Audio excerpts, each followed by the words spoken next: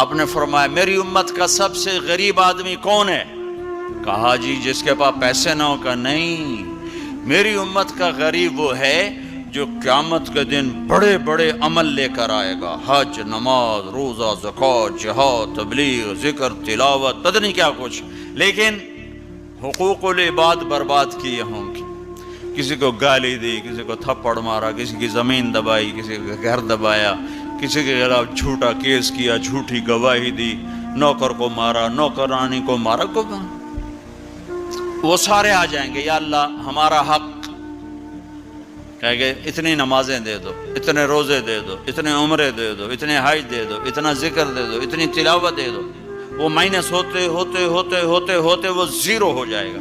ابھی حقدار باقی ہوں گے تو پھر اللہ تعالیٰ فرمائے گا ان کے گناہ اس کے سر پہ ڈالو. ساری زندگی زنا نہیں کیا اور لوگوں کے زنا سر پہ پڑ رہے، ساری